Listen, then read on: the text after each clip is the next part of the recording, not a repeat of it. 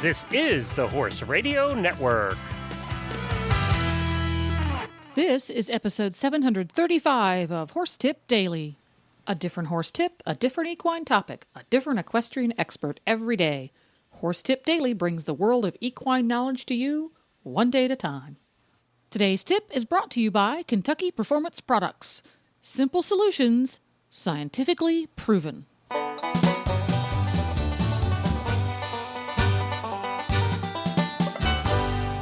Greetings, horse people. Coach Jen here, and thanks for tuning in to Horse Tip Daily. Today's tip is from Carien Schippers, founder of the Equine Photographers Network. Listen in as Glenn the Geek and Carien provide some great ideas for getting better pictures, no matter what type of horse or camera you're shooting. But first, let's hear from today's sponsor.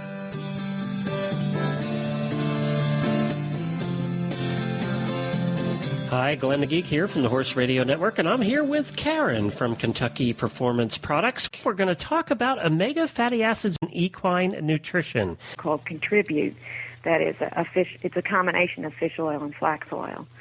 And it provides a complete complement of omega-3s. Okay. It has an 8-to-1 ratio of omega-3s to omega-6s, and it contains the plant and marine sources of omega-3s. Now, there's been some palatability issues with fish oil. I don't know if you've ever smelled some of the fish oils that are... Lots of horses will run to the back of their stall and just stand there going, oh, my right. God, Mom, what did you put in my feed tub? Some of the human pills are like that, too. Ooh, yeah, you can really taste it.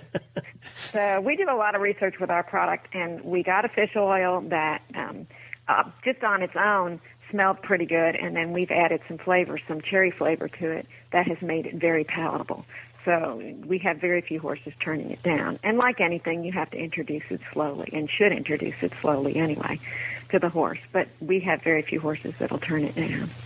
Well, that's terrific. It's good to learn. I never knew about the ratio between the 3s and the 6s. And, of course, you can find out more information on Kentucky Performance Products' new website. Has a terrific article on this, and we'll link to that in our show notes as well as on our Facebook page. Or you could just go to kppusa.com to find out more about omega fatty acids and the Contribute product. Just look under products.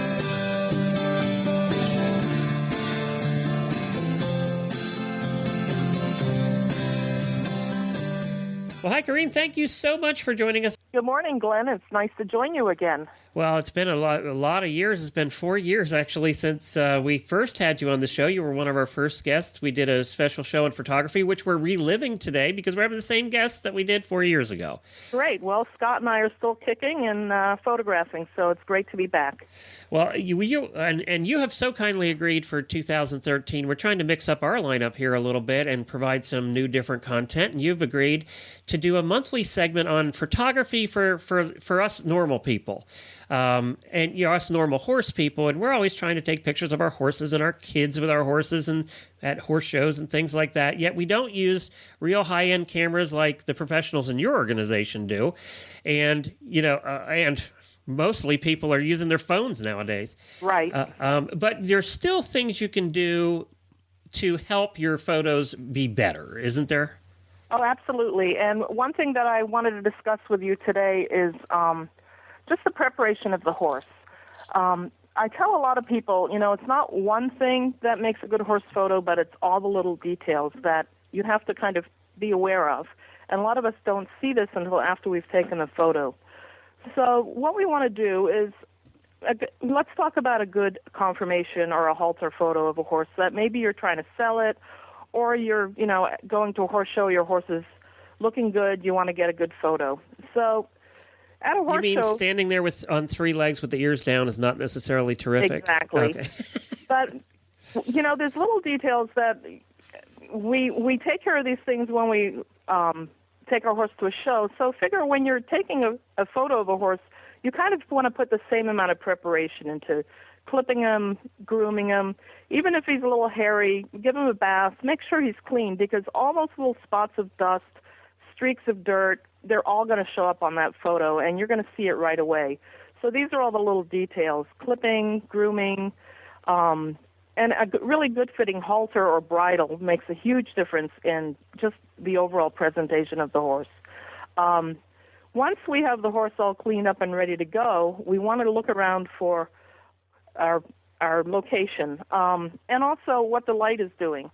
So very often when I get ready to go on a farm job, I'll tell the people, I want you to look around your farm, pick out some pretty locations, and then watch the light for the day, because there's some places where you want to shoot in the morning, some places where you want to shoot in the afternoon, and the light isn't always going to be right. So having 24 hours to kind of observe the light, see where everything is falling, you may not be able to shoot there at the time of day you were thinking. So this is kind of everything that you want to keep in your mind. So once you've picked your location, it's fairly uncluttered, scenic. You don't want a lot of wires. You don't want, your farm equipment in the background. You don't need a large area for a standing horse.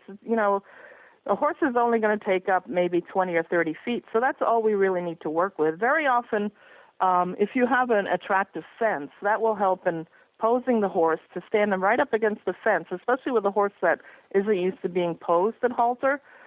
So that will really help you line up the horse and have the photographer in a good position where the horse isn't moving back and forth so much.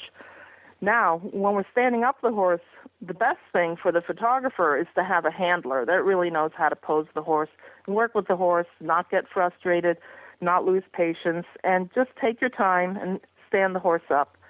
Halter posing is a lot harder than it looks, and there's photographers in the field of equine photography that really have made their living taking poses of standing horses. We have Gail Bates, that is well known for her quarter horses. There's thoroughbred photographers that all they do is take standing horses of very valuable stallions that get stood at stud. And these photos, if they're done well, will sell the horse to people by just a photo. So keep this in mind. If you have a horse that you want to sell, you need to get a really good photo of that horse. And it makes a huge difference if you take the time to groom him, find a pretty spot, make sure the light is right, and take your time, because once you start losing patience, then you're not going to get a good photo anymore. So I always tell people it's patience and perseverance to get that good horse photo. Now, to get back to something you alluded to earlier, and we're going to talk about a lot of the things, the lighting and all that stuff, as we go into future segments. But one of the things you made a comment on is, quarter horses, thoroughbreds, and Arabs, and all the way down the line. When you're doing the standing shots like that, are you looking for something different in the different breeds, or is a horse a horse? Well, that's a good question. Knowing horses will help you, go a long way taking pictures, because the breeds do have their own standards. And it's good to go to like a breed website like the Arabian horse.org or whatever the breed registry website is, and they'll show you what the breed standard is. With thoroughbreds and warm bloods, sport horses, that you're looking for an open stance, which you see all four legs and there's daylight between the legs. We're talking about the profile view. Now, in quarter horses, you're more used to seeing them in a very square stance, very often shot at a three-quarter angle. With Arabs, you want to see them, the two front legs are perpendicular to the ground, and then the back leg, the off leg, is out behind the near leg. I guess it's the near leg is out behind the off leg. And then in breeds like Morgan, saddlebreds, Tennessee Walkers, they're all stretched. So you do need to do a little bit of homework to see what the breed standard is. And this is where, just knowledge of horses really comes in handy. And I found that many, photographers, they love the horses first, and photography kind of came second. So if you love the horses, you know the horses, you've got the horse knowledge, then the photography is going to come fairly easy to you, because you can predict horse behavior. You understand what the breed standards are, what the magazines are publishing. So this is very helpful in getting good photos of horses. So do you want, we're talking today about prepping the horse, obviously giving him a bath and making sure the tail and the mane are brushed and things like that. Mm-hmm. Do you want feet painted? Well, if you have a show horse and that's something that you normally do, absolutely. It really depends on what you're trying to sell. And very often, if I'm doing a farm shoot and we have a bunch of horses that are for sale, I just, I make sure that they're well groomed, and it's really up to the owner to see how far they want to go with that. With Arabians especially, and some of these, Morgans and saddlebreds, I mean, they Vaseline the head, and some breeds even use glitter, and that's really kind of a personal choice for the owner. I think the most important thing is that the horse just looks well groomed, healthy, alert in the photo, and just gives a good impression. The first impression from a photo will either sell the horse or make people not interested. And especially, if you're trying to sell a horse far, far away, the photo is the only thing that your client is going to see. And especially also with stallions, I mean, you want to show the horse at its best. And I don't know why a lot of stallion owners don't invest in good photography, because even if they sell one stud fee from that photo, then they've paid for the price of the session. So I highly recommend, if you're trying to promote a stallion or sell a horse, then if you can't do a good job yourself, then definitely get a professional to help you, because in the long run it'll probably save you a lot of headaches and quite a bit of money too. So. Very good. Well, what's going on this month coming up at the Equine Photographers Network? Well, there's always lots of stuff going on here. This week we started a Photoshop online course with Sharon Shepherd, who is a incredible digital artist from California, and there is actually still today and tomorrow to sign up for that. And then the end of the month we have Scott Tree's The Art of Seeing Light coming on. These are both online courses. You work at your own pace. You are sent tutorials, and we have an online discussion forum, so everything is done online. So even if you live, in any time zone, you can do the work whenever you want. So the online way to learn is really puts so much knowledge at people's fingertips. It's very exciting. And then also, we're a little late this year, but we're hoping to go live with our equine photo contest soon also. So and tell people how they become a member of the Equine Photographers Network. And you don't have to be a professional photographer, right? No, absolutely not. Most of our members are hobbyists and amateurs, and all the way up to full-time pros. And everybody who's interested in equine photography is welcome to join us.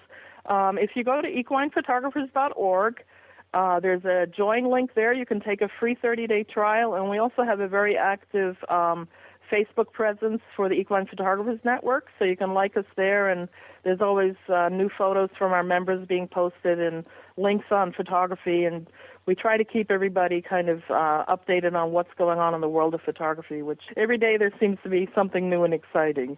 So Very good. Well, you can find that all at equinephotographers.org. That's equinephotographers.org. Thank you, Carien. We'll talk to you again next month.